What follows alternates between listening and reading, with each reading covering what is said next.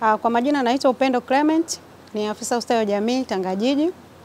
Tuko leo hapa kwenye mafunzo ya kupewa, tunawezeshwa kupata elimu jinsi ya kwenda kupambana na udhibiti wa madawa ya kulevya Tanga Jiji, ambapo sisi ni washiriki chini ya Gift of Hope kwenye udhamini wa Tanga Yetu. Na mafunzo haya kwa kweli ni muhimu. Sisi kama maafisa ustawi tutakwenda mtaani kule kutoa elimu kwenye jamii, kwa maana ya vijana na watu wote, kuhusu kujiepusha na utumiaji wa madawa ya kulevya. Na mafunzo haya yatatusaidia sana, kwa sababu vijana wanapokuwa au jamii nzima ikiwa free, ikiwa nje ya isipotumia madawa ya kulevya, ina maana kwamba uchumi utapanda, watu watakuwa wanajishughulisha, watakuwa wako physically mental fit. Kwa majina anaitwa Sharifa Mohamed, mimi ni peer educator kutoka Gift of Hope Foundation. Tunashukuru sana Tanga Yetu, Gift of Hope Foundation kwa kuleta mafunzo haya, ambayo mafunzo haya yanaenda kuwasaidia vijana wa jiji la Tanga katika kuzuia na kupambana na dawa za kulevya. Aidha, mafunzo haya pia yataenda kuokoa vijana ambao wamejiingiza katika dawa za kulevya na ambao hawajajiingiza katika dawa za kulevya, ili waache kabisa kutumia dawa za kulevya. Kwa hiyo tunawashukuru sana na mafunzo haya yataendelea. Tunawashukuru sana Tanga Jiji, Tanga Yetu na pia Gift of Hope Foundation. Mimi jina langu ni Michael Clever, ni mwandishi wa habari kutoka kituo cha Radio Maarifa Tanga. Kipekee tunatoa shukrani sana kwa elimu ambayo tunaipata kuhusiana na dawa za kulevya kutoka taasisi ya Gift of Hope Foundation, wakishirikiana na mamlaka ya kudhibiti pamoja na kupambana na dawa za kulevya Tanzania. Kwa kipekee ni elimu ambayo inatuongezea vitu vingi ambavyo hatuvijui kuhusiana na dawa za kulevya. Mara kadhaa tumekuwa tukizungumza mitaani kuhusiana na dawa za kulevya, lakini kuna baadhi ya mambo ambayo tunayagusia huenda tunakengeuka, lakini kuna vitu tunavyozungumza haviko sahihi kutokana na uelewa mdogo kuhusiana na dawa za kulevya zenyewe.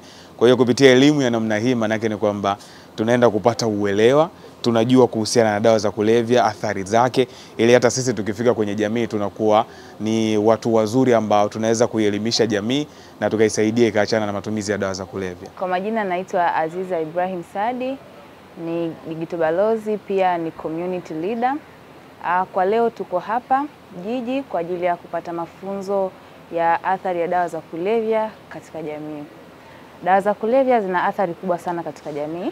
Athari ambayo kubwa ya kwanza, inapunguza utendaji kazi hasa kwa vijana, ambao vijana tunaamini ni nguvu kubwa sana, au tunaamini kwamba wenyewe ndio chanzo kikubwa sana cha uzalishaji katika jamii.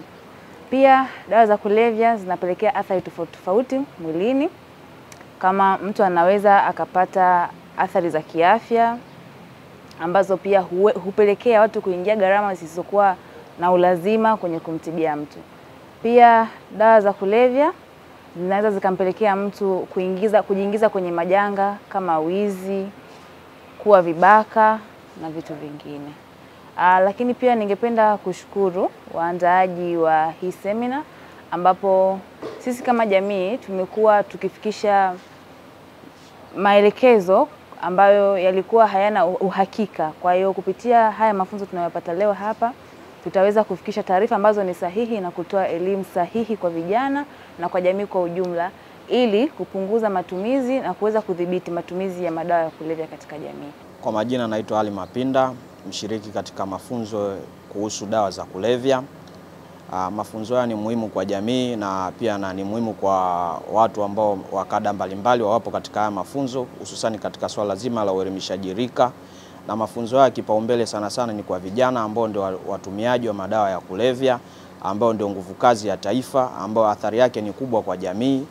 Mojawapo ya athari ni kwamba katika nyanja nzima swala la kijamii, ambapo tunapoteza nguvu kazi, wengine wanajiingiza katika madawa ya kulevya, wengine wanakuwa waizi, wengine wanapata vilema kwa sababu ya matumizi ya madawa ya kulevya, na pia kiakili wanaathirika katika mfumo mzima wa ubongo.